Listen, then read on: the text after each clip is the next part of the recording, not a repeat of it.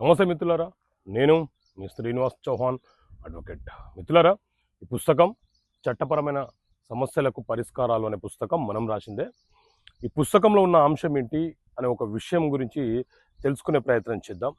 So ఈ పుస్తకంలో ఉన్న ఒక ప్రశ్న మరియు దానికి సంబంధించి ఒక జవాబు ఏంటంటే, ఒక హిందూ మహిళ తన ఆస్తి ఎవ్వరికి వీలునామా రాయకుండా మరణిస్తే ఆమె తదనంతరము ఎవరికి చెందుతుంది?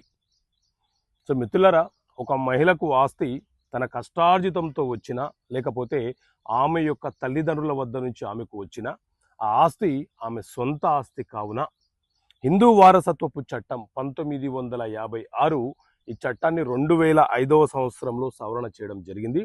ఇందులోని సెక్షన్ 15 మరియు 16 ప్రకారంగా ఒక హిందూ మహిళ తన పేరు మీద ఉన్నటువంటి, అంటే తన సొంత ఆస్తి కావచ్చు, లేకపోతే తన తల్లిదండ్రుల నుంచి వచ్చినటువంటి ఆస్తి కావచ్చు, ఆ ఆస్తి ఆమె బ్రతికి ఉన్నప్పుడు ఎవ్వరికి వీలునామా రాయకుండా, గిఫ్ట్ చేయకుండా, అమ్మకుండా మరణిస్తే ఆమె తదనంతరము మొదట ఆమె యొక్క కుమార్తెలకు, కుమారులకు మరియు భర్తకు సంక్రమిస్తుంది. ఒకవేళ ఆమె యొక్క కుమారులు, కుమార్తెలు లేకపోతే వారి యొక్క పిల్లలకు ఆ ఆస్తి అనేది సంక్రమిస్తుంది.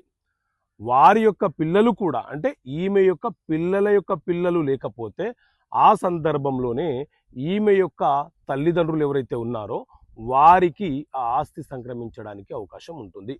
సో ఇలా చట్టపరమైన సమస్యలకు పరిష్కారాలు అనే పుస్తకాన్ని మేము ముందుకు తీసుకొచ్చాను. ప్రతి ప్రశ్నకు సెక్షన్తో సహా జవాబు మీకు అర్థమయ్యే భాషలో వివరించడం జరిగింది. ఈ పుస్తకం మీకు అందుబాటులో ఉంది. కేవలం మా ఆఫీస్ నుంచి మాత్రమే రిజిస్టర్ పోస్ట్ ద్వారా అందిస్తున్నాము. పోస్టల్ ఛార్జెస్తో కలుపుకొని 650 రూపాయలు, 650 రూపీస్. సో ఈ పుస్తకం కావాలనుకునే వ్యక్తులు ఇక్కడ కనిపిస్తున్న నెంబర్కి కాల్ చేసి పొందవచ్చు. ఓకే మిత్రులారా, థ్యాంక్ యూ. జై హింద్.